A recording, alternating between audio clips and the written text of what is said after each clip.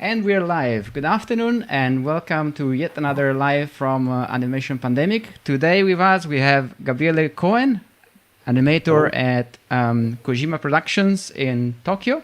And then we have the usual suspects, which are Francesca Pesce, lighter and comp lead at BlueZoo Animation, Daniele Duri, who has a job that I can never pronounce correctly, but I guess is the principal gameplay animator at CD Projekt Red, right? Perfect. That's it. I'm getting there. By the time you will have another title, I will have learned the old one. So today with us we have Gabriele Coen, whom we called aboard because, first of all, he's a great animator for games. He has a lot of experience. And then, secondly, this calls being Japan themed. He works in Japan. He moved to Japan about 4 years ago now, if I am not wrong. That is, and so we are really curious to know how was it. So before moving to Japan, however, Gabriele, you worked somewhere else. Is it right? Yes. Well, I worked for a couple of 2 or 3 years in Italy, back in Italy. And then I moved to the UK. I worked for almost 6 years at Creative Assembly, which is a game studio in the UK, makes the Total War series. Yes. In fact, it's the material that we can see in in your showreel, right? Yes, I don't have anything more recent to show maybe. In fact, maybe for those people who don't have much experience in the industry, very often it's a bit of a struggle to put in your showreel your latest work because you're bound by a non-disclosure agreement, so you can't really publish stuff. And sometimes even when you publish stuff, say you worked for Disney, then sometimes you get lawyers coming back at you and telling you to pull it down. A friendly reminder that that material is not yours. So this is something that will be a constant as you work throughout the industry. You always need to find an agreement on how to show your showreel. So you did quite a lot of animations for Total Warhammer, Gabriele, I would say. How long did you work on this? Looks more than one Warhammer for sure. Well, no, this actually worked only on the first one. They made the second one, and then I think they announced the third one already. But I think actually some of my stuff is in the second one too. Maybe a retarget. So I don't know. I'm not sure. But yeah, it was only the first one. It's just there's a lot of characters, even only in one game. Yes. So yes, it's a lot of stuff. Yes, I did watch at a certain point an effects artist who worked on Total War Warhammer, and I mean, incidentally, you could see so many characters going around and so many custom animations that I was thinking a lot of assets. It's not as many custom animations as it looks. Okay, we reuse a lot of stuff. We used to reuse a lot of stuff. I'm not sure now, but I think they probably still do. Or like have shared skeletons or a lot of retargeting between different characters, and we try to do the best. We used to do our best to like reuse as much as possible because it was a lot of characters. So you're trying to be efficient. I think so. But then, before working on at Creative Assembly, you were working in for Sega already at Horsham in I know. in the Well, United Sega Kingdom. Creative Assembly actually is owned by Sega, so They it's the owned, same. yeah. It was the same job. Oh, Technically. I see. And but does the fact that they're owned by Sega affected in any way your moving to Japan? Not at all. There is no it's connection. Really, not really. I think the western side of Sega, I don't think has that many connections with Japan. Probably, I'm not sure exactly. Actually, when I was working there, they never really interfered much with the studio because the studio is really quite successful and they know what they're doing, Creative Assembly. So it wasn't like the case where the publisher keeps like, I don't know, checking Intervening. stuff and has a lot of like deadlines and stuff and like submissions and that kind of case. It wasn't that kind of thing. They're really independent in some way. So what was the sorry? Yes. What was the reason why you moved to Tokyo? I mean, to Japan? Well, my wife is Japanese. Okay. That was the main reason. Okay. So I think since we got married and stuff, there was always this possibility. Well, we always considered moving to one of our countries, Italy or Japan. Well, actually, Italy was, at least for me, never really an option. Well, you move to the country where you can find a job, I guess. Exactly. Because it's hard these days. Maybe, I don't know, remote working. Maybe there are more chances. Maybe it would be possible in some way. Yes. But still, if you want to work like especially in games, I guess Japan is definitely more like, it sounds better. Definitely. Yeah, it's more Italy. active. But and I thought you were a big fan of Metal Gear series, and I said, "Oh my God, this is the job of my life! I'm gonna go to work for Kojima." Well, I never. Well, until actually I consider actually like, after I listened to the interview you did like a couple of weeks ago. What was his name again?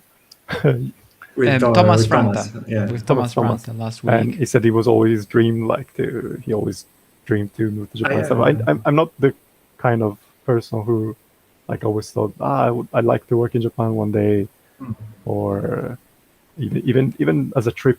I don't think I really considered it until actually I met my wife that much for some reason. But yes, as a Metal Gear Solid fan, I was definitely fan. So the possibility of working in Japan, I definitely I considered, of course, Kojima Production as one of the options, one of my first options. I would like to work with Kojima. And here comes the question: when you Google how to find a job in Japan, you always find this rather scarily news about you have to write a CV in Japanese, this kind of stuff. But when you applied to Kojima Productions, you did. You did? Oh no! I did, but I'm not entirely sure it was necessary. I'm not even entirely sure it's necessary for this kind of job. Like, I think most of the information you find about finding a job in Japan is for business stuff. Yes, I thought so. So because that's probably the most common thing or something. But I don't know. I think at least for the job I got here, they don't sound so strict and so classic. Okay. Sorry, Japanese. What's your Japanese language level? Like this affects many of the questions actually. Now it's okay, I guess. Okay. After 4 years, when I moved here, it wasn't great. So you did previously study a little bit, also having your wife. I did some Japanese, self-studying. Yeah. Of course, my wife being Japanese was a big help. I didn't really study with her or even study that much by myself. I did some self-studying, but it was mostly her just randomly talking to me in Japanese that helped the most, I guess. I think so. and maybe watching Japanese stuff together. Yeah, I did some self-studying, like with some actually university books in Italian. I only pretty much did that, and then I studied some kanji, of course, the Japanese characters. Yeah. But aside from that, I didn't study that much. I think I'm not good at studying, so I'm better at like assimilating. Yeah, tell me about it with the Polish. It is a disaster for me. But it has to do with the age. Like I'm just tired. But I will have to get there. Yeah. Mm-hmm. Well, yes. About the kanji. So, what's your? I mean, now can you read like on labels, things on the street? Like, what's your level? Most stuff, simple stuff. Maybe elementary school level. I don't know. Okay. Maybe a bit higher, but I'm pretty sure there are still some really common kanji that probably even some kid can read that I can't read. Definitely. Right now, there are a lot. Can you have a random conversation in the streets, or do you need to know the context before understanding what's being spoken about? Knowing the context helps. Yes. Let's say. Not knowing the context, just jumping into conversation is still maybe difficult. Well, it was definitely when I moved here, that was definitely something I couldn't do at all. Work, well, even at work was of course difficult, really difficult. I think it was the most difficult thing because everything was in Japanese, and but still I knew what we were talking about when it was work, so you could communicate in some way. But when it was just talking about random stuff, like when you first join a company, of course there's maybe people, especially if you're a foreigner, maybe here, people come to you and maybe ask you things. Where are you from, and what do you work before, and what do you do, what do you like, and stuff like that. And I couldn't like do that kind of conversation at all. It was really difficult. Sure. They sounded really welcoming though, if they come to you and then strike a conversation. Yeah. No, everyone was really nice. Yeah, but it was hard. I couldn't reply, so it was a bit awkward. Some companies I read, they offer a translator. Did you have one in the company? No. I know there are some companies even some other companies I did interviews for before moving here, and I know Konami had a whole team of translators. Basically, there was they were helping the foreigners, but we're a pretty small studio still, even if we consider like the kind of game we do, but it was only one.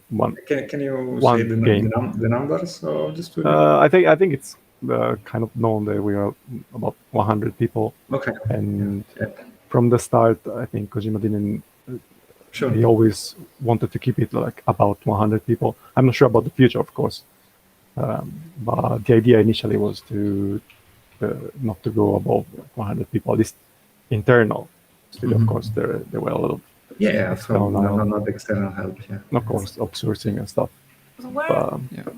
But there are definitely people speaking in English, because I'm curious about the fact that when you applied, you said you didn't have a really strong Japanese. I mean, you couldn't speak a good Japanese, so I'm surprised that they actually still hire you, although they didn't have a translator. So I'm curious about. Well, at the interview, actually, there was a guy who actually is publicly known as he used to do translation, like live translations for Kojima at events. Ken, who actually is I think he left. But I'm not sure because we're not at the office. So, but but actually the interview was still completely in Japanese. He was there only to help in case there was some how can I say, some misunderstanding or something. I don't know. and especially at the end of the interview, we went into more talking about the bureaucratic things, and there they knew I would probably not understand anything. It wasn't really about working with my teammates. It was just about the organizing the stuff. So he translated that part, but when I was talking with the lead animator and the lead artist, it was all in Japanese, and they didn't want him to translate, because in the daily job that's how it would be. Yeah, that's how it's going to end up be. being. And So they wanted. Was it hard to go through the interview in Japanese? Did you manage to? I mean, did you understand most of it? We managed in some way. Also, it was. I think it was like 4 a.m. in the UK. By the way. So sorry. I wanted to, because we were on the interview topic. Like your, steps for being hired were the same as in other Western job, like phone interview, Skype interview, then on site, or it was something different or something. We did only the Skype interview because. So you didn't do the on site. I was part. Yeah. I didn't. Well, to be honest, at first I got only how many years? A couple of years contract, something. Mm-hmm. I don't remember, or maybe longer. But now I'm permanent. But I think they did that because I think originally the thing was to get the permanent position, you also had to have an interview with Kojima directly. I think he had to approve. So you had one. I didn't. He just, after 2 years I was here, he just said yes. These guys are right. I wanted to have one, but apparently. Yeah, what the fuck, right? Come on. Give me the interview. Yeah. I mean, after you've done an interview in Japanese, not knowing much of Japanese, I feel like, you must have been the hero there. It's like I get stressed just at the idea of having an interview in a language I'm not comfortable with. Yeah, it's quite hard. But, it's like when we're talking about like animation and then the actual job, or like game engines or that kind of stuff, you might not find the words, like the exact words, but in some way, you find you can put communicate, I guess. You can put a lot of English word followed by shimasu. The thing is, well, but the thing is, the in this kind of job there are actually a lot of English words that they use too. So you manage, I guess. I do have a question, like about the software. Were they in Japanese as well? I mean, literally the menus. Luckily, Maya, for example, is not. Maya has a Japanese version, right? Yeah, because there is. That's why I was wondering. It has, but because I think you might know that we use Guerrilla Games. Guerrilla Games engine. Engine. Yes. The Maya version we use is also like connected with the engine, so we are using a kind of custom version of Maya, and that's only in English. So we're not using the Japanese version. Yes.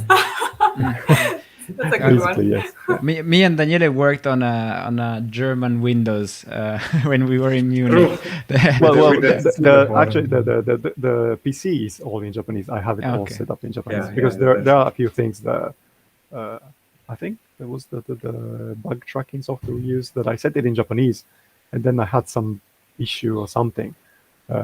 Nobody could understand what was the problem, and then someone said, "Did you try to switch it to Japanese?"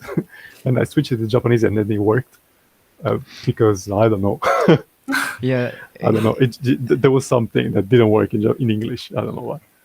But, it reminds me of a project I was doing in which I had several machines with 3D Studio Max on them. They were rendering in a render farm, and one of the machines had 3D Studio Max in Italian. The other ones had 3D Studio Max in English. And the one that had 3D Studio Max in Italian would always render out with a different camera, and we wouldn't quite get why. And eventually somebody told me just change it to the English version, and I uninstalled 3D Studio Max. I moved it to English, and everything worked just fine. And the lesson I learned is that you need to be in the language in the same language throughout the pipeline, because you don't know. I have a question regarding the interview again. Usually for games, you might go through several interviews before you're hired in game companies. Was this the case for you at Kojima Productions? Surprisingly, actually, it wasn't. I think I did. Yeah, I did only one. Only one. For Kojima Productions. Did I they did ask more. Sorry. Go. Sorry? Did they ask No, you? I wanted to know if they ask you a test, like animation test. No, they didn't. No, they asked me all of this question. I'm kind of surprised it was only one Yeah, right. interview. Like one shot, one I didn't talk. do any you go, tests, and they "All right, just you hired me, come." and then I just came here, and What then kind I of was hired. questions did they ask you then? It's kind of weird. What kind of questions they ask? I think I don't remember really, but Don't worry. I don't think there was. I think in the UK I did a few interviews. There were more, psychological questions than they did here. Like they ask you, what are your best, like your 3 best and worst points or something. This kind of question that I've been asked a lot, like in the UK, but they didn't ask me anything like that here. I thought it was the other way around. Really? Because I run the interview sometimes in my studio, and I never asked for this. Like I try to get the idea of how the person is when I interview them, rather than ask him directly. Okay. But I thought Japanese were more like oriented to like knowing how you cope with the teams, what's your strength. But I'm glad they don't ask for that, because it was always really awkward, I think. No, I think it was mostly really about the job, like really and I guess, but I know though of course they care about what kind of person you are, and if you're going to blend with the team. Also, I think this team is not for everyone. I think the kind of way it's managed and the kind of way it works. I don't think anyone. I don't think it's. What do you how mean can I say? with this? Yeah. What do you mean for everyone? I'm not sure how much you can say, but it's really. How can I say? How would I say? You have to be really proactive. I think you're kind of free. I understand then what kind. Yeah. So you have to look for the things. Yeah, it's not the kind of job where you get your schedule and they give you like a list of stuff to do and you just do your thing. Sounds very non-Japanese, actually. I think it is. Yeah, really not really Japanese. Like I don't know, because I haven't really worked in any other place, but for what you hear from other places, what the cliche would be, probably, yes. I guess, yeah. So I think it actually it's maybe easier for foreigners, maybe more. I think it's more the kind of situation you would have maybe in a studio abroad than in Japan. But I think it's harder on some Japanese people who are used to like get the schedule and do this. It's not the kind of place. So I'll probably make a schedule for myself as well. Yeah, well, the thing is, I still do. Like I do plan my own stuff. But that's the thing. You do it by yourself if you want. If nobody asks you. Okay, that's to not even bad then. Of course, there is a general idea of what you're going to do, but not, let's say, not the daily, steps, day by day.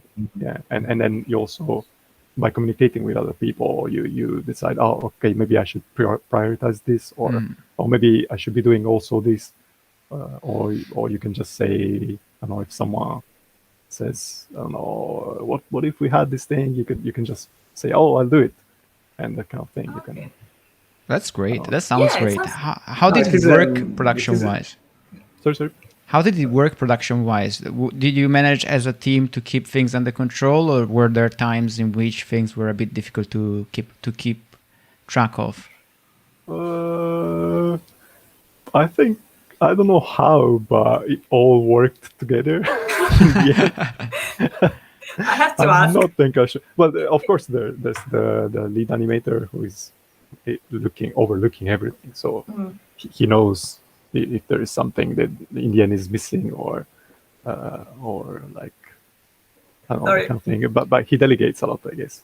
I'm curious at this point. Like, is there anybody that you feel like was lacking just because there wasn't a specific, schedule? Because I imagine, like in UK, I would feel like probably I would lose a lot of I would lose track of what people are doing in my team if I wasn't giving them a schedule.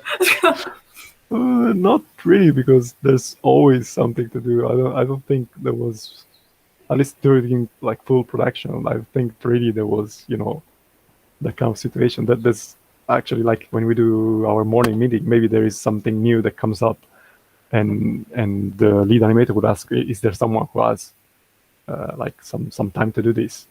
There's always like something that wasn't scheduled coming up.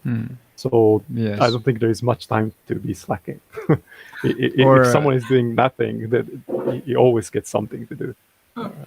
Also, I mean, in the end, the team is not that big, so this approach works in this size of teams, I would say.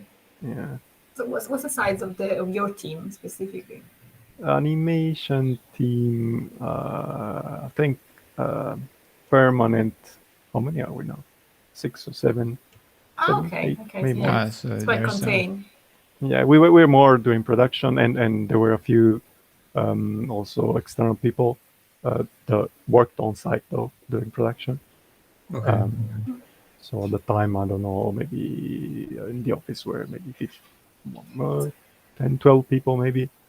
And also there were, of course, some outsourcing studios helping some other stuff too. Did you? Sorry, these questions are getting more and more technical. Did you get many juniors, or I mean, was there a balance between juniors to senior, or you had mostly mid to senior people? There's more seniors, but the thing is, here in Japan, there's every year there is, I don't know, I don't remember exactly at what time, because here the school. The recruitment. So yeah, there is a season for recruiting from the schools, from the universities, and usually, at least in the last in these 4 years, at least we got 2 or 3 people. I don't remember more. I don't remember if one of them came from another job or actually came directly from university. Anyway, I think we got at least 2 or 3 people directly from university. So even juniors as in no experience, totally no experience. Yes. And in that case, is there like, if I mean, by reading about it, like I know, like usually there is this culture of helping a lot the new starter, the junior, as in like building their knowledge, giving them I think, coaching them. From that point of view, I guess the being proactive still stands, as in there wasn't really, I think, much coaching. I think they were pretty much left alone. And one of them also joined last year while we were already working from home.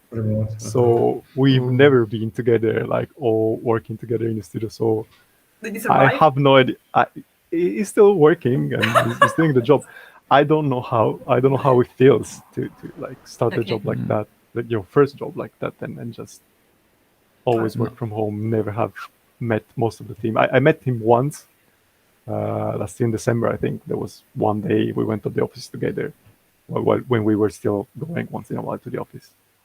But since then, yeah, we never met again. I only met him once, and I think he still hasn't met at least half of the animators.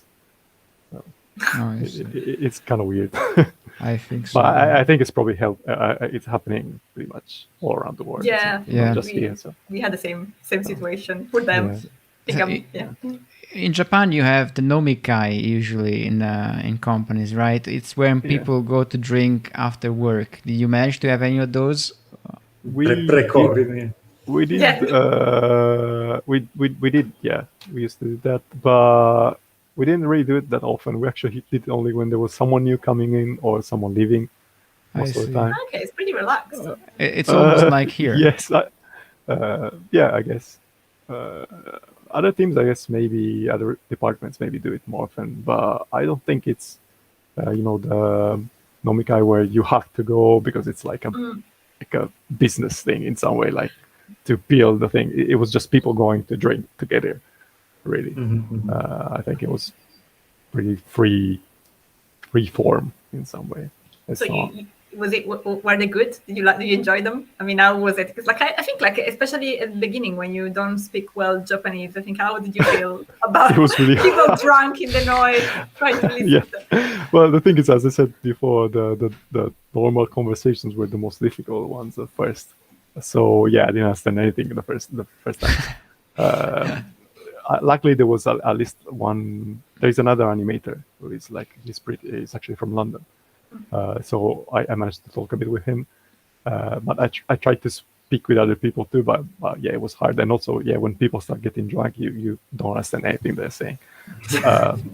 But later, when I started to understand more, actually, it was quite interesting but fun, especially again when people start getting drunk, they start telling stories about like past projects, and there's a lot of veterans in this studio, like people who have been in the industry for like 20, 30 years and work on really big games, and especially, for example, of course, there's all people who work on all the Metal Gear Solid games.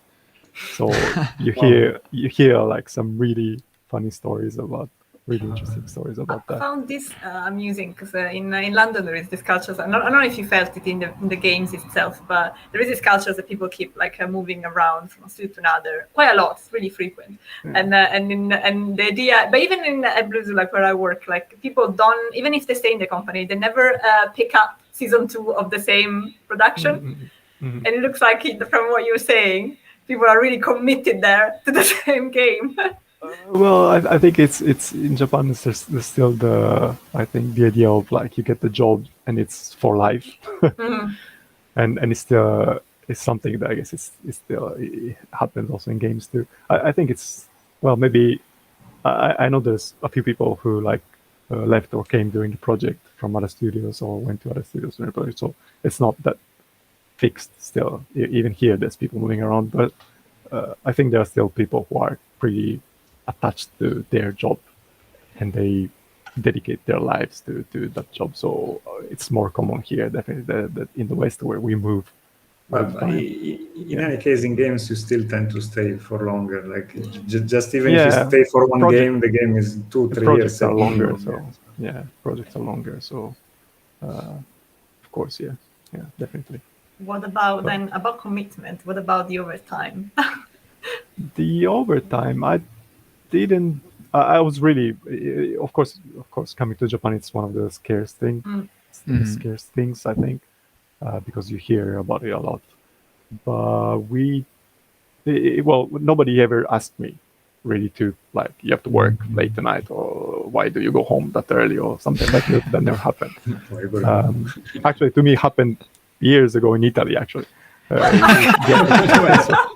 It's not a surprise. Okay.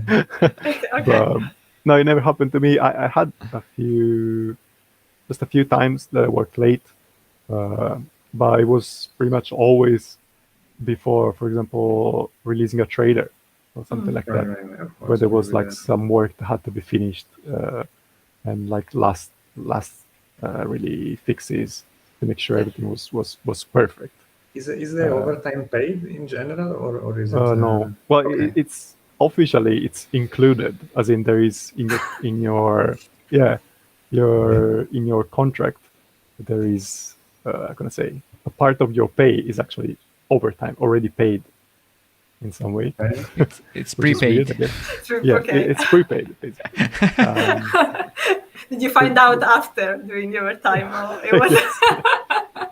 But the thing is, the only thing is, at least in our studio, when you, for example, you work on a holiday on a weekend, which happens sometimes.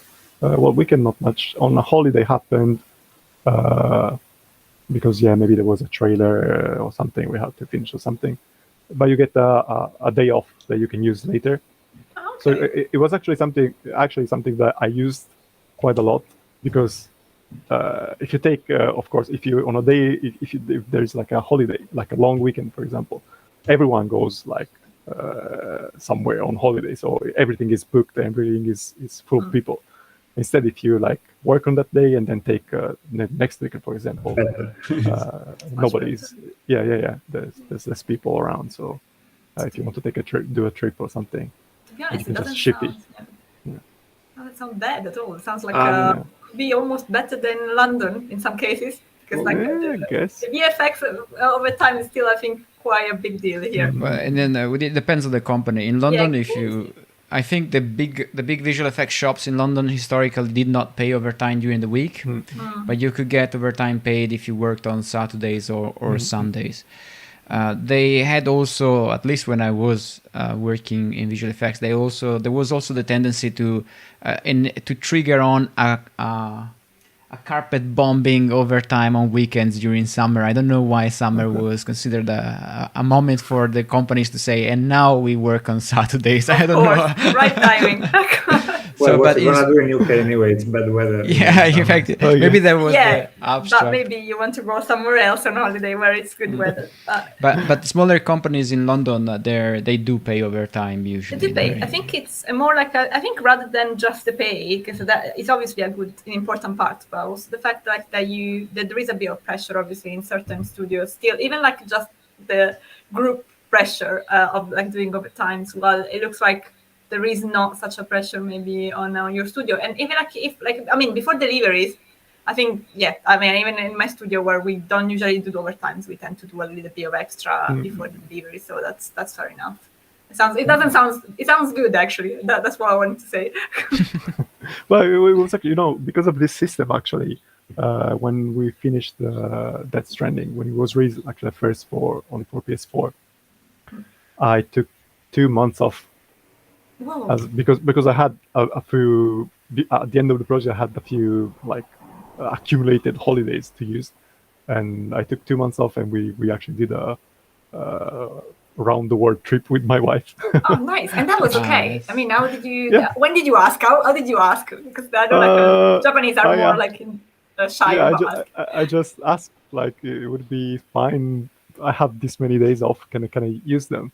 And actually, the thing is, before we started on the next thing was actually doing the PC version of the game, and it was immense a lot of testing and stuff before starting on that one.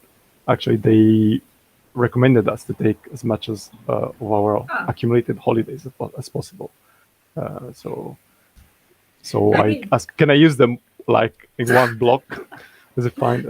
And they said it was fine, so I just did it. A lot of people used it 1 day a week, for example, and worked only 4 days a week or something like that. I think there's also people who had I don't know. I think some programmers worked a lot because I don't know, maybe they don't have a life or something. But I don't know. Their life is their work. There's a few really Japanese people like that, and I think they had I don't know how many days accumulated. And they're never going to use them, I think, in their lifetimes. Even if they ask for them, they wouldn't be able to use them. Yeah.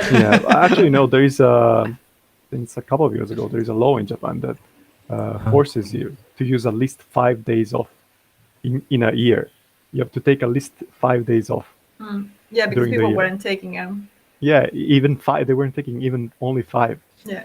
So well, it was. I think I did read somewhere that between the colleagues, it used to be bad to go on holiday because it looks like you're slacking, kind of, or even the holidays that you are granted, right? I don't know. I guess in some places maybe in the more traditional places. Not in the place where you are, for sure. No. For us, it's not. At least not inside my team. Definitely not. No, it sounds like there is a good nobody cares. No. Seems like more of a modern studio in that sense. Yeah. It really is. I think I don't know how much I can say about. I didn't work at the previous Kojima Productions, as in the Konami one. Let's say I didn't work there, so I can't say directly. But I heard a few stories, and I can. I don't think I can disclose it. I can even say things I heard, but I think a lot of people didn't like the way we worked there, let's say. So they wanted to make something that felt more modern, more free, more, I can say, where people would work more, I can say, where life and work balance was considered more and something like that. They wanted something like that. So I think that's the idea behind the studio, something more Western in some way. I know. Before opening the studio, actually, Kojima went around a lot of Western studios. Actually, I wanted to say because I saw him both in when I was in Crytek and then at CD Projekt. Yeah. He went around. Well, he did a bit of a tour. Yes. Yeah. Well, he was also shopping for an engine, I think, at the time. But he was also looking. Yeah, he was also looking for to see how the teams work, how to make a better environment maybe for the team, let's say. and it's- you can see that. Well, as I said, I didn't. It's the only place I worked on, and I wasn't at the previous studio, so I can't say how I was there exactly. But I think you can see that it's from what you hear from other places. I think you can see the influence from more from Western studios. And Yeah, I think that so. kind of environment. Even if you compare it to what we learned from Thomas Franta a couple of weeks ago, Thomas Yeah, Franta you mentioned was, I think CyberConnect too. yes, Which sounded more traditional. it Japanese, sounded I think. really traditional. I mean, you could hardly say they are in the same country listening to you speaking about Kojima Production. Yeah. It really looks like it's a new setup in here, and it sounds rather appealing, I have to say. I think to it is. apply, Amedeo? Yeah, I was thinking. Unfortunately, I don't work in games. I don't have much games experience. I mean, I'm animating gameplay for a small indie game now, but I'm not sure if that compares. Well, I don't know. For animators, maybe gameplay experience, maybe it's also useful. But you have to consider we also have a lot of cutscenes, so even that's visual true. effects experience is useful, definitely. Actually, can I ask what you worked on, or like the main things you worked on for that Stranding? About the being proactive and not being so, how can I say, you get these tasks and you do only that thing. I worked on a bit of everything. Really. Okay. For example, we don't have two separate teams which is in some places it's common to have like a cinematic and a gameplay team. We don't have that. So we do both. Okay. We do both. And also like characters. Well, for example, these characters you see now, The boss tentacle thing. Taco, we call it the octopus. Octopus, yeah. Yeah. This is the main reason I was hired, because apparently nobody wanted to do this. This kind of animation, okay. Because tentacles are demanding in 3D. Yes, tentacles are a nightmare. And Give it to the new guy. Yeah, exactly. Well, the thing is, He they looks were bright. looking for someone who had experience with creatures and that kind of stuff, and I did mostly creatures. Yeah, I did a so- lot in sure. Actually, when thinking about, again, talking about the interview again, one thing that I asked was, are there going to be actually any creatures in this game? Because when I did the interview, there were, I think there is only a couple of trailers, and the game did what you could see in the trailers didn't look at all, at least It's for guys, me, basically. to what the game is actually. And I had absolutely no idea what the game was going to be. And I had no idea there were going to be creatures or anything. There was just the most creature thing like there was just some skeletons, soldiers. That was the only thing really. So when I did the interview, I asked, are there going to be any creatures or animals in this game? And actually they told me, yeah, there are going to be a lot of creatures. So that's one of the main reasons we're having this chat with them. Yeah, because actually when I did the interview, I also showed some mocap editing I did on Total War, but they kind of completely ignored it, and I was okay. Why? I thought I was probably maybe going to do only maybe mocap editing on this in this studio, but instead, yeah, that wasn't the reason they were talking with me, I guess. In the end. I'm sorry, I went on a tangent. I'm not sure what we're talking about before. Actually, because Daniele wanted, he was really curious at the beginning of the career. Yeah, what kind of things you worked on? Okay, so. Okay. Well, yes, I worked on this creature. Then there's another creature which is actually kind of similar. We actually consider it like a smaller stage of this one. Actually, no, the whale actually was done by another animator. Also, the lion actually, this kind of lion creature. That one was also done by actually the British guy, James. I did this one. Then there's this other kind of dolphin with also tentacles coming from the mouth. Then I worked a bit on the Odrodect, which is the arm, the Sam, the main character has on his arm, on his shoulder. Did some shots of BD, the baby. I did some robots that show up in some cutscenes. I did some crabs here and there. I did some deer here and there. I did some editing on some random cutscenes of random stuff. So you really, any character. you really put your hands wherever it's needed. Yeah. Especially on cutscenes. Actually, on gameplay, where we're more separate. Like usually, you get this character, you get this character. Get the topic and then you develop it. Yeah, also because you have to manage the implementation. And you have to know how the character works in game and stuff. But for cutscenes, we share a lot, especially at the end of the project when there's mostly fixing of cutscenes. We just get the whole all of the cutscenes, and you get this slot, you get this slot, you get this slot. You fix all of this stuff. You can fix all of this stuff. But also even in that one, though, like for example, BB the baby or the Odradek the robot arm, those were still done only by, for example, the robot arm. I mostly did only me at the end, and BB me and another animator, the baby. So yeah, even on that one, still there is some kind of how can I say? How would you say it? I don't find the word anyway. There is no. The thing is, when you speak 3 languages, you don't speak any of them. Yeah. Don't worry, we have the same problem. It's so true, I can't even find the words in English in Japanese, but especially in Japanese, of course, even if I'm here, and in Italian too. I don't speak Italian anymore at all. It's super hard. We are learning that we are forgetting Italian as well as we speak. Yes. Because so many years outside. For those who just joined the chat today, remember you can ask questions in English, Spanish, and Italian, and you will be answered in English probably, and maybe in Japanese a little bit. I don't know. It's simple enough. You can ask. You can ask in Japanese if I can read it, or I just Google translate it and answer in English. Yes, and we are here today with Gabriele Coen, who animated on Death Stranding in Japan, in Tokyo. And speaking of which, Tokyo is known for being a place where you have to commute quite a lot to get to the office. Now, was that your case for as long as there wasn't the apocalypse going on? No, because when I was in the UK, I did commute a lot.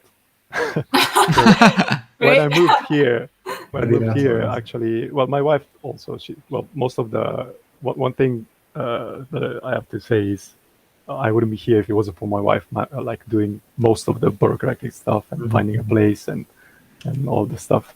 It would have been really, really difficult. Also because, my Japanese wasn't that good at the start, so it would have been really, really hard. I think probably the fact that my wife is Japanese was also one of the reasons why they hired me, even if my Japanese wasn't that great, I guess. Okay, so that was the asked, or is because you sent no, the CV? They didn't ask, maybe, but I think at the interview, for example, I think I mentioned it because well, it is a plus. They asked me why do you want to come to Japan? This kind of thing. So I did mention it for sure. So then this guy is gonna stay. Yeah, exactly. His wife is Japanese. That's the thing. It's also like some kind of insurance. The guy still is going to stay around for a while. Yeah. I guess. But because of that, because I commuted a lot when I was in the UK, I asked my wife, let's please find a place that is not too far from the place. So it was only a couple of train stations away. Train station means like 3 minutes of like underground, let's say, stations. What's not really. What's the area? If I can ask where you live. I live in Otaku. Ota Ward, I guess. Otako or Otaka? Ota Ward. Search in English. Ota Ward. All right. Okay. Let's have a look. On the map first. Yeah. So here on the. But actually, we last year we moved actually a bit farther from the office than I was before. Actually, I almost never been to the office since we moved here. So I'm not entirely still sure how long You it know takes how to it get is, there. yeah. You're But- super close to the airport. Yes, actually, the otaku, the ota word is famous for the airport mostly. It seems apparently it's the only thing that there is. But The only interesting thing. yeah, No, I'm joking.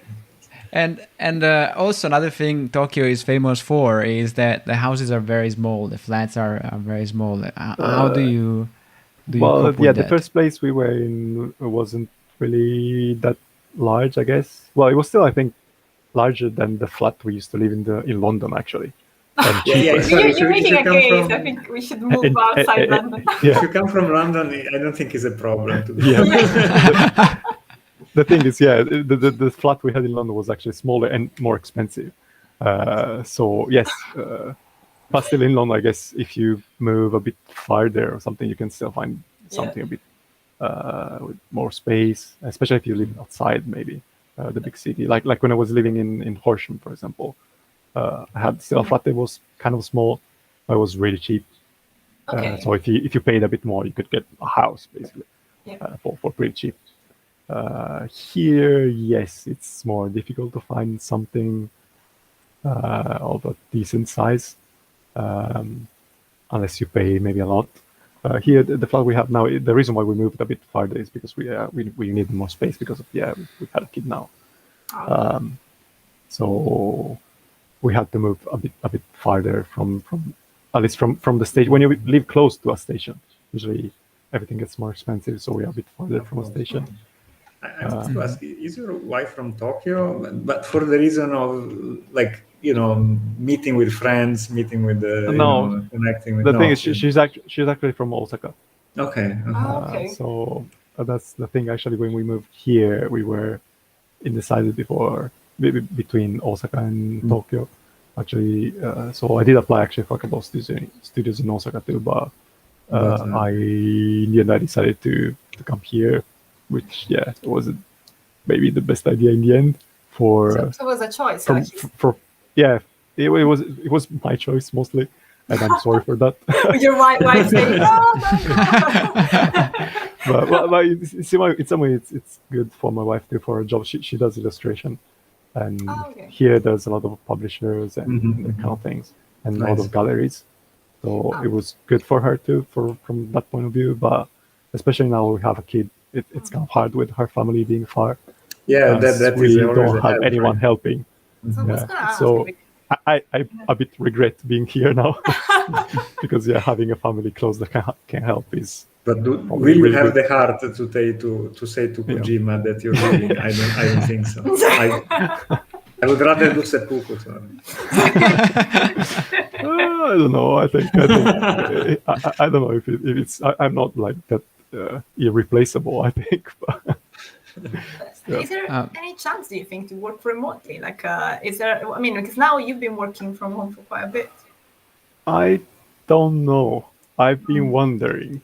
The thing is, because of course now we have with the kid. Of course it would be easier, and it would be nice maybe to be in Osaka with the family. And but I still would like, if we move there, I still would like to maybe keep this job. The thing is, I don't know exactly when we will be able to go back to the office. What they want to do. I think there is. They're considering the possibility of still working from home in some part at least, because some people like it, some people don't. I think, but some people like it, and some people live, as you said, like the commute is famous in Japan, and some people would rather not have to go all the way to the office every day at least. So I think they're considering it for the future. But being that far, meaning you will never come to the office, I'm not sure it's going to be an option. I'd like to discuss it one day with someone. Someone is here listening to you. I think there are some solutions that are being worked out now, for which people say maybe they will go to the office for every X months. They will go there for, say, 1 month. So maybe they can rent a place temporarily and go there. So maybe that's a solution there. I guess. I don't know. The thing is, especially if it was, for example, if I decided to only do, for example, working on cutscenes, for example, I think it would definitely be possible. But for gameplay, it's hard because you have to.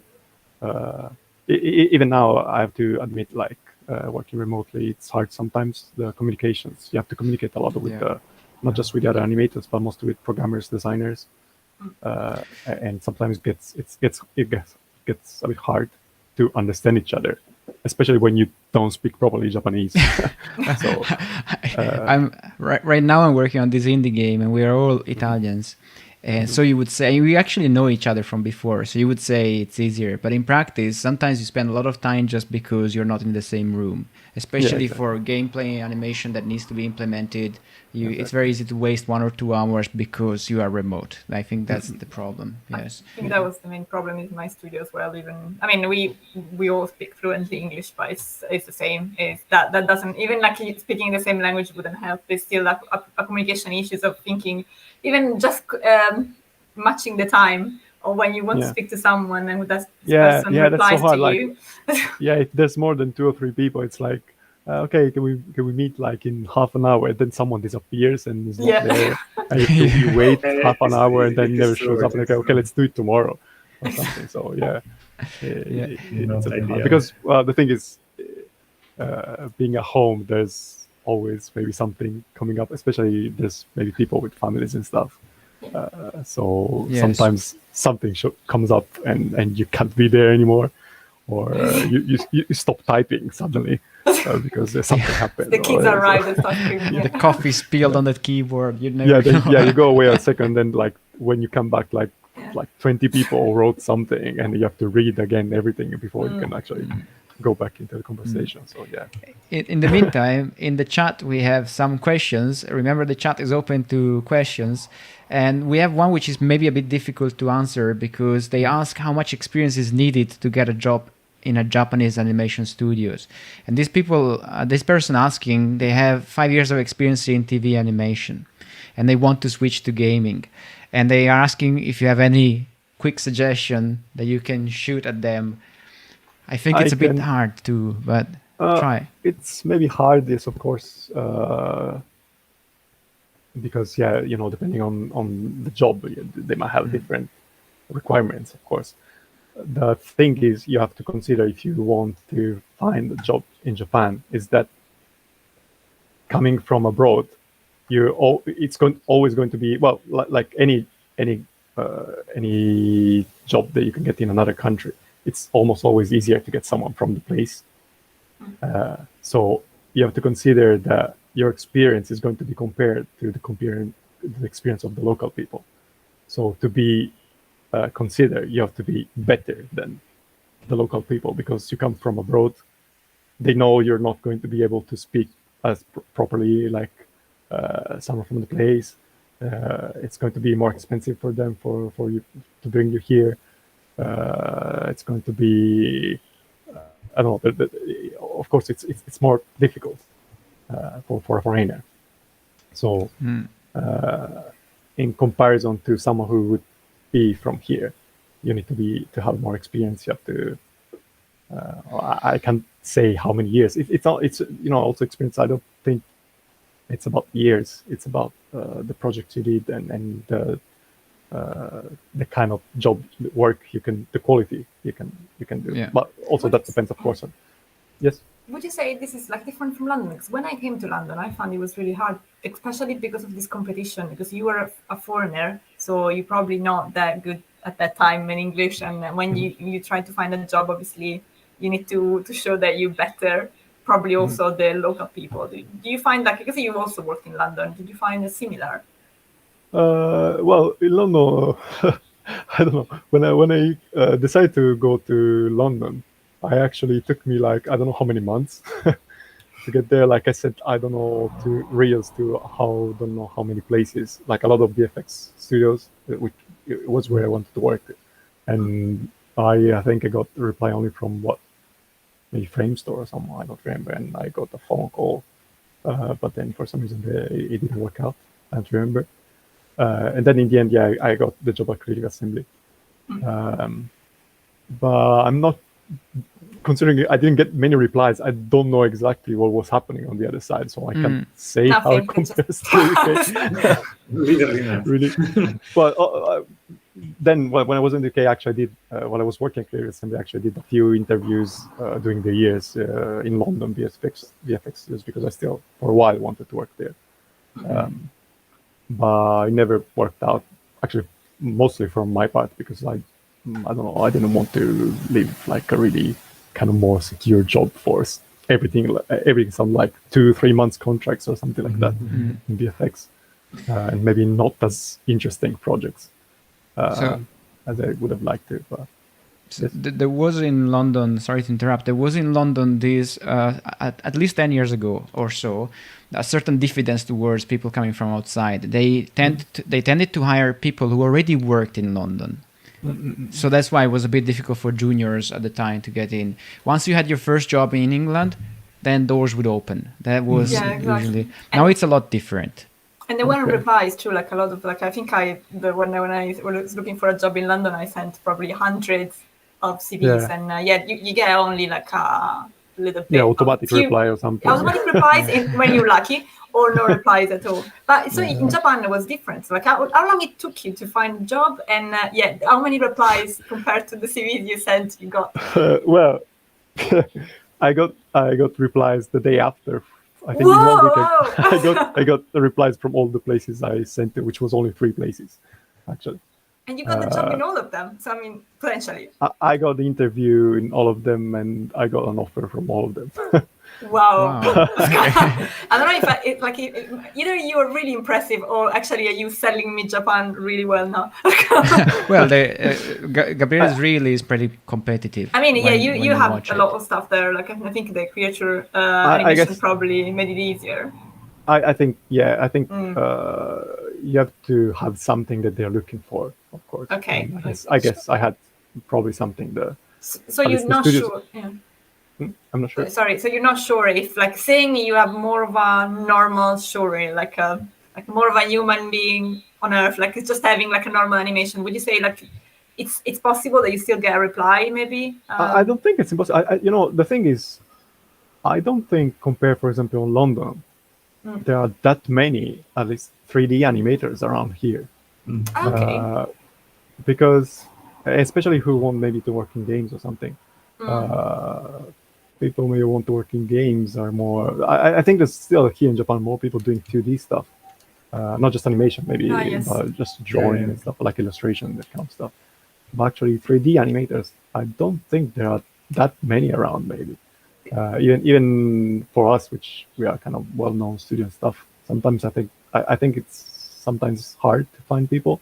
Okay. Well, also because of the quality of the stuff we require. But I think, I think it's maybe there isn't that much competition as one would think. Yeah, maybe. I'm not sure about lighting and comp because they look like they actually look. I mean, lighting and comp wise, they look really good. Things like they like what? Depends on what you watch, but I think they have this. They have a certain. I think sometimes in a way, like when I watch like animation in 3D, it seems like rigging wise in animation, you might find them like really lacking. But then in terms of like lighting, I think I was watching Lupin, for instance, and I think like there's this problem with the shoulders. I don't know, or the neck. I don't know. Something is really recurring in Japanese animation. But lighting-wise, you cannot say. I mean, lighting-wise, it works. I mean, it's like you see it. You don't think it's a low quality. I think you can just say it works. Okay. But I haven't seen that, so I can't say. But I still see some like, especially visual effects in. Okay. Movies and stuff like from here. Some stuff looks kind of dated. Okay. No. Yes. Okay. No. Yeah. I know what you're talking about now. Okay. Yes. I agree with Gabriele, and I watched Lupin, and Lupin is a bit of a nod production. It's a co-production. It's international. There was an animation supervisor who was French. I know because I worked with him on John Carter in Sorry, London. no, I missed that. So Lupin is a bit of an unconventional production, in my opinion, even for Japan. That's why it looks a bit different than what you find around. So I think there might also be the fact that like a full CG, I think maybe full CG tends to look a bit better, and then the VFX or like integration with live footage, it's a bit more interesting. And I mean, Yeah. it's like, you have some really interesting, like OCG looking stuff coming up. I think it's a matter of knowledge, I think, and the thing is, here still, even in this industry, there's many people who don't speak English. So even just going online and like anyone can do now, looking at tutorials or schools and stuff, they can't. So the knowledge is in Japan is the one that is here, and you find maybe tutorials in Japanese and stuff, but it's kind of for sure it is more gated. Like I mean, in the last years, I would say the last 5 years. I mean, of course, YouTube, it was tough already, but honestly, it is so easy today to find tutorials for everything, pretty much. Exactly. And if you don't have access to those, then I can understand why there is. Even just you open up YouTube and you can find maybe a video, literally everything for anything. Unreal, do blend spacing in Unreal, go down. But everything is in English, so if you don't understand English, that's knowledge you will never not get unless someone does it in Japanese. Sorry, go ahead. Can I interject? There is a question on the chat, and they ask you, Gabriele, if you ever considered Osaka for Capcom or Platinum Games. Okay, I mentioned I interviewed for 3 places, and you got the other 2. Okay, so Sigfrido, he did. Of course I did, yes. I guess if you were going there, it would have been more of a traditional maybe company. Is that why you chose Tokyo? Capcom, I think it is because it's an old company, a really large company. So I think it's more corporate and more traditional probably. But I've heard actually they're really, compared especially even to my studio, they're really artist driven actually. Someone told me it feels like an art school in some way, actually. So maybe it's not still as strict as one more thing. Platinum, I have no idea, actually. It's a bit of a mystery, and in some way I don't know. It's a bit somewhat scary. I don't know. I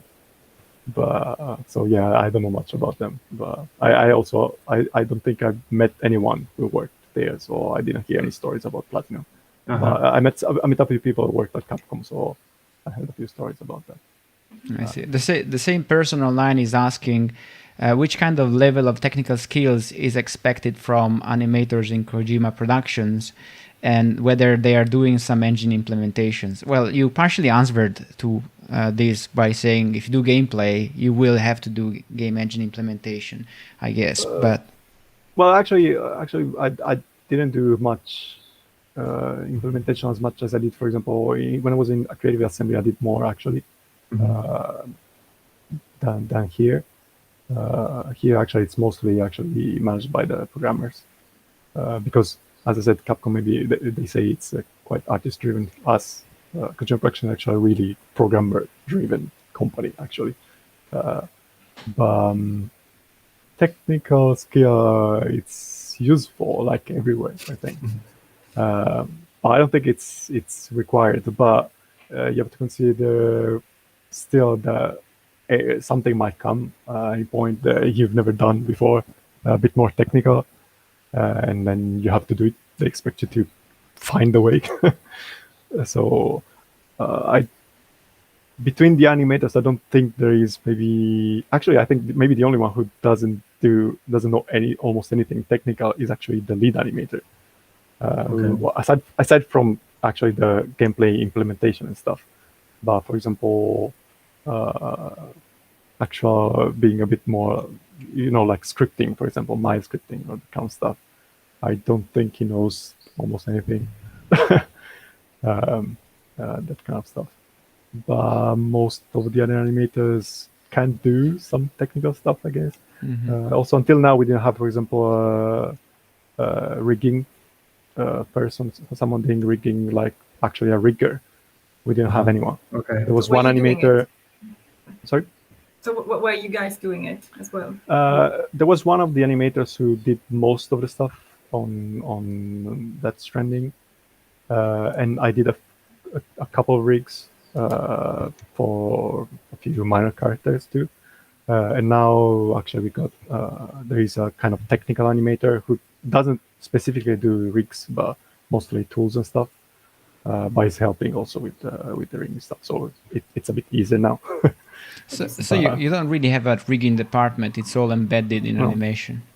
Would you say, Yes. sorry, Yes. I'm just trying curious now because like, would you say like maybe the fact that you were a bit more? I mean, I'll say generalist just because that's how you will approach it in full CG, like because I don't work in games. Like, would you say like that helped, or is actually really common in games? I think it helps. I don't think, like even talking about my interview again, I don't think they asked me much about that, for example. And I don't think it didn't matter much if I was second, because the main thing at the time, at least, the reason why they hired me was they wanted something to do the creatures. But definitely helps, because, well, especially when, you don't have maybe a rigger, someone you can go to ask, like, to help you with some technical stuff too. It's easier if you are able to do some of that stuff by yourself. So it definitely helps. And actually, in the last year, I've done a lot of. I haven't done almost any animation. I've done most of the technical stuff. I've done some scripting and done some rigging or some research on rigging and that kind of stuff. So I kind of forgot how to animate in the last year. No, I have to say this sucks sometimes. Like it can happen a bit in game animation, especially when you show you get derailed. When you show that you can do that too, they kind of tell you, so why can't you make a tool to do this maybe? Yeah, well, excited. Like that. That's exactly what we need. I think that animator actually did most of the rigging on that Stranding. I think probably started like that, someone said, who can do like the rig for this character? And he probably said, I can do it. And then they pushed all of the stuff. Yes, okay, now do all of them. Now he's regretting it, he can do it. So. The truth is, in 3D animation, it's such a valuable resource to have someone who can script and rig. And historically, if you think of animation as it was 10 years ago, there wouldn't be many technical people. I mean, there would be some very good people, but overall, the animators weren't trained in technical stuff. They would still be animating.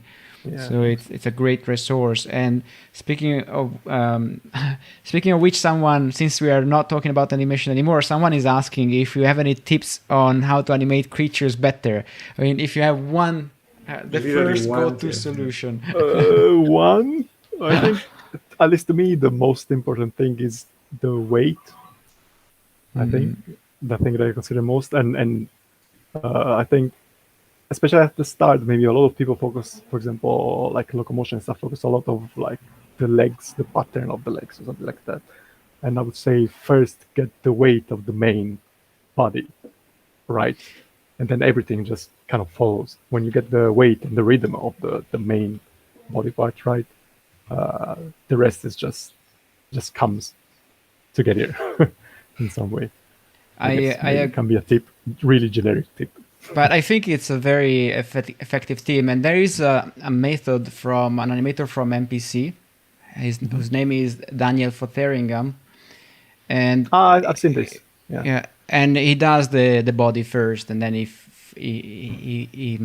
focuses on the legs later. And I tried it myself, and it works a lot better.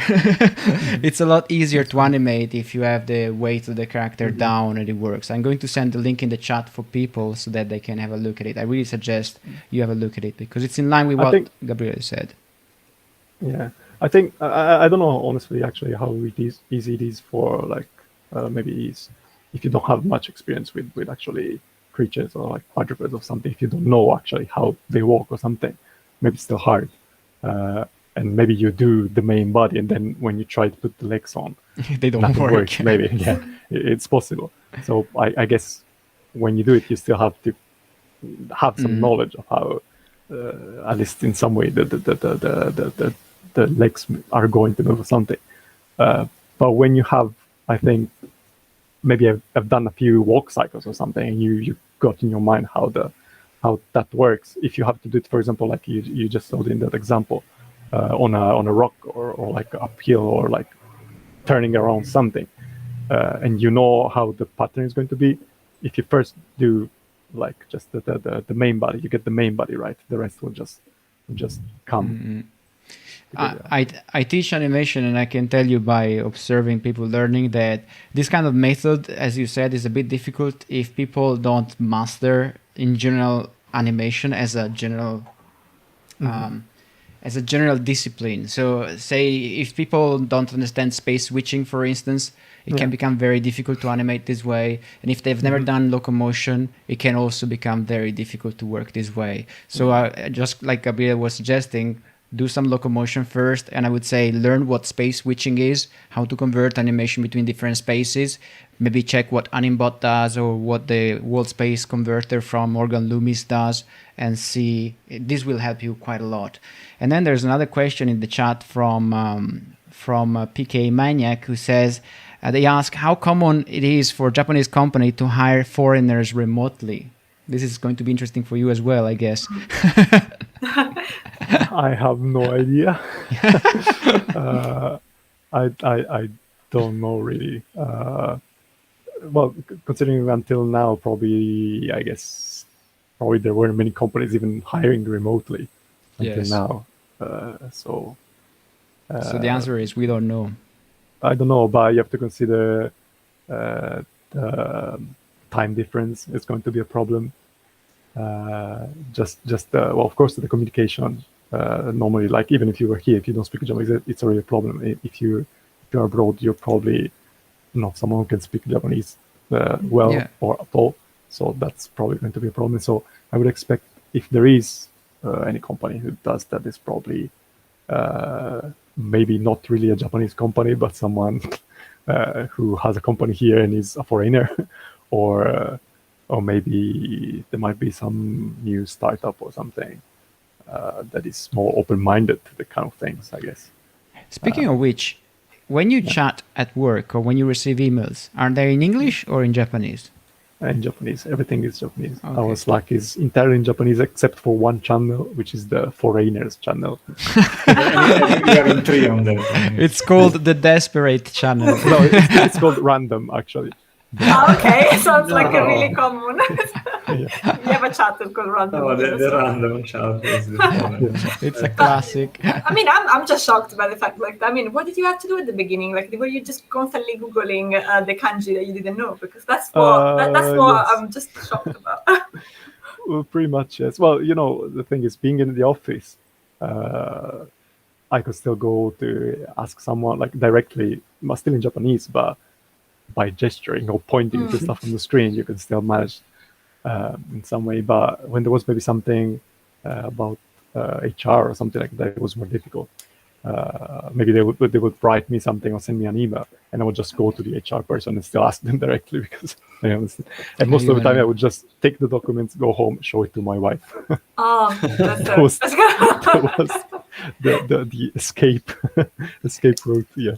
So if you don't have a wife in Japan, just rent someone that translates you. A Japanese that translates. Or study a bit more before coming here. To me, looks like I see a pattern here at this point. Like, if you want to work in Japan, get a Japanese partner, and then you go to Japan. But if you have already a partner, what do? You have a problem here. Well, make them study Japanese. You don't want to. Yeah, and I guess that to the question whether they accept foreigners working remotely, I think the right answer, in fact, is what Gabriele said. Consider that the communication may be entirely in Japanese, so maybe it's more of a question to yourself whether you're ready to undergo that, or then a question for the company itself. Maybe there will be company, I guess, that if you were perfectly fluent in Japanese, they could even consider that. Who knows? I think so. Definitely, that will help. Definitely. Yes, and then there is one more question, and from a certain Pinocchio in the chat, and they ask whether you can suggest any skill in animation that will put you ahead of the local animators. Something in which the Japanese average animator is still struggling a bit. That I don't know where to go from here. I don't know exactly. I was surprised like there was something about how they. I didn't ask that much around how people study animation here, but I know, for example, here too, like how people use the animation survival kit. It's common here too, for example. So Okay. you would think here they would have like a different school of They would animation. have their own. Yeah. With all But still, the Japanese one. basic, the basics are still probably the same. Of course, there's a lot of influence more from anime, and like you see maybe a few reels and stuff that are more like a lot more anime style than you see in the West, where most reels are like acting, like more Pixar, Disney acting, that kind of stuff. I wouldn't know exactly.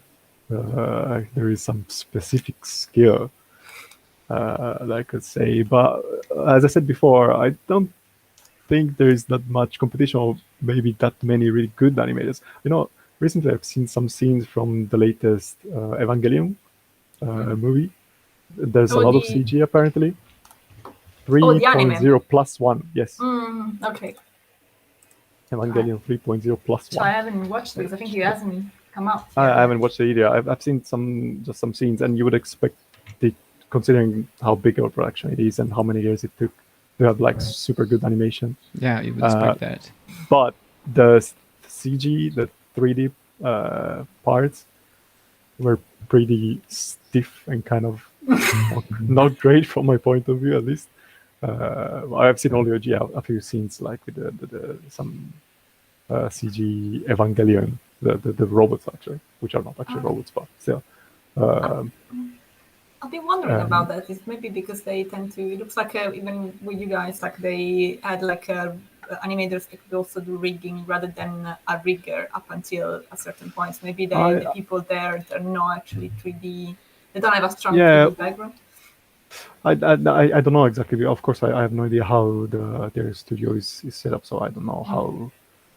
And also, depending on the scenes, I think I have no idea how many studios collaborated on this movie. Probably a lot of external studios, which is common for any anime in Japan to have many external studios working on one project. So it might be the few scenes I've seen were maybe done by some outsourcing that were not great. I don't know. But I was a bit surprised considering the how big of a name it is. To have not that great animation, also because like the 2D animation, at least some of the scenes I've seen, it's quite good. So I've seen the trailer. It's amazing. I think. So do they have a school, like, of course, Animation Mentor you can access from everywhere. However, if you don't speak English, you're not gonna. So do they have? There are schools, as in normal schools, about CG in general, I think. But I don't know how good they are for actually animation. I have no idea. I don't know. I haven't been there. Like, for example, your colleagues that are the animation colleagues that are Japanese, most of them. I think, well, the veterans probably didn't go, and I don't think they did any school. They just there wasn't any. I don't know exactly. There wasn't. The younger ones, the one that came from, I think, I'm sure one of them did, and at least when he joined, his animation weren't that great. It was really junior. But to be honest, even when I came out like from school, I was quite bad. But well, my school too, like it was a generalist CG school, and I didn't study much animation almost at all. So, but it wasn't that great, and he learned more on the job, let's say. For sure. But I did some research. I did some research, and you start to have in Japan some individual animators who set up their online courses. I found some, so I think it's something that is going to increase critical mass in the years. But apart from that, that's all I found, because I was curious myself, because I was asking the same questions. Sometimes you see very famous productions in Japan, and they have 3D, and the animation is surprisingly not cared for. And you start asking whether there was a budget constraint, whether there was a technical constraint, what was the issue there, or if it was an artistic choice, you never know. Having said that, we are running out of time. We have only 5 minutes. So if either Daniele, Francesca, or somebody in the chat have one last question to ask Gabriele before we Too can. many.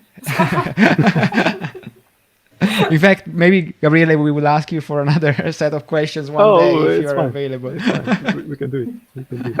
In general, I mean, do you like it in Japan? Do you love it? Do you miss something from other places? Actually, from the interview you did before with Thomas again, what was his name? Thomas. Yeah. He mentioned like when I was saying that I didn't consider before meeting up and stuff coming to Japan, was my idea of Japan was big cities and skyscrapers and stuff, that kind of stuff. A lot of people. But Tokyo, it is obviously, of course, not really this area, but still Tokyo is. But there's many beautiful natural places actually, and he mentioned it too.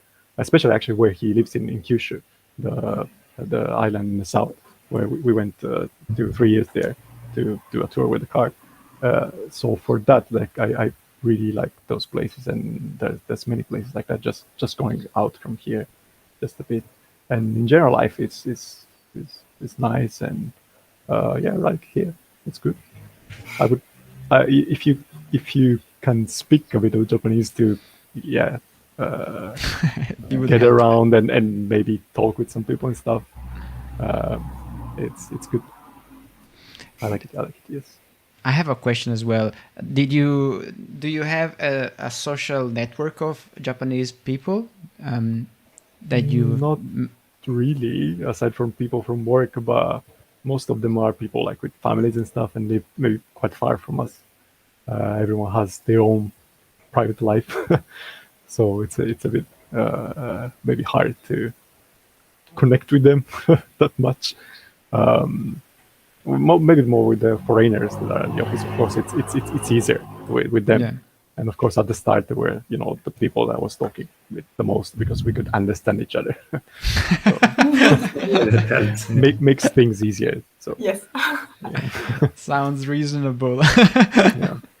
So, Francesca, do you have one last question? I was curious about actually your wife, and because I know work for Japanese women is a bit more like of a they're starting more now, but obviously with the kids, usually they tend to stay at home.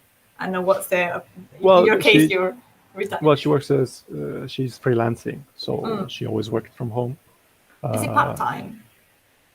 She manages her own stuff, so she gets inquiries once in a while for a job, like a book cover or something, or some illustrations for some magazine or something. And then sometimes she has a lot of jobs, a lot of work. Sometimes she's a bit more, she has more time. But yeah, the thing is, working like that, sometimes she can't refuse it, even if like we have a kid and stuff, so it gets a bit hectic. Okay. It's like just to keep the client, I guess. So yeah, exactly. Okay. So it's a bit hard, but yeah, I think for people working at companies, they don't offer much. I don't think they offer much support, especially like if you get a kid or something. I think it's a bit hard here in Japan if you work at a company. That's why I've read a lot of people actually do freelancing now. Yeah. I mean, younger people tends to do a lot of freelancing now. Yeah. And well, part-time. Actually, here part-time is a really common thing to do. So I think many women maybe do part-time because it's easier to manage with maybe family life. Yes. But it's really, I think it's really, for women, it's a really unfair society, I think. Maybe I wouldn't recommend it for women. Actually, I wanted to ask you what was the ratio at your job, like how many? Well, that's it's game. 1%. It's game. So there's a. What does it mean? Is game because games has always been. I mean, historically, I think like up to when I started CG, there were not many women, and it was generally CG. And now in CG, I think we are almost like the same ratio. But in games, I think it's still. It's games. But I've heard actually also about Capcom. I was saying before, there's a lot of women in Capcom, because it's really artist driven. I think there's many coming from like art school, many women. I think there. I've heard. I haven't been there, so maybe it means there is more than 1%, maybe the 2%. It's already a lot, maybe for them. I don't know. but 2%. That's it. But I think things will improve, no doubt, with time. It's just that at the moment, it seems like they're a bit hard for women. I think it's more just because the idea is that like the women are still taking care of the kids like full time. I think here. Yeah, I think it's a really men friendly. I mean, society. on one side, I have to say that in London, you got like women like working as much as men, and then when the kids arrive, nobody knows where to put in poor kids. Yeah. Like it's not if they didn't find a solution here. Is it? I think it's also a problem of very big cities where you don't have the family as a social network. If you had the grandparents around, even my sister had a baby, and my grandparents were within half a mile distance. So now all of a sudden, if you're busy and the kid can stay with the grandparents, it takes away a lot of the work, and you can focus on something. Yes, and maybe next time we can talk about that a little bit. Okay, so I guess we ran out of time. Also, it's getting late where Gabriele is, and I'm aware of it. And so I would like to thank Gabriele very much for joining us today or tonight if you are in Japan. It was great fun. And Gabriele, thank you also for answering the questions from people in the chat. We would of course like to have Gabriele back one day. So if he's happy to come back, but we will discuss that later. And in the meantime, if you want Gabriele back at a certain point, I suggest you leave questions in the comments so that we come on board with Daniele already knowing what you guys want to know from him. And otherwise, I would say that thank you very much for joining us today. And if you liked this stream, please like, subscribe, and leave comments. And remember to share, because by sharing it, we get to do more. And again, Gabriele, thank you very much again. It was a pleasure. Thank you. And I really hope to see you soon here. And Francesca and Daniele, thank you as usual. Thank you. Have a good day, everybody. Bye-bye.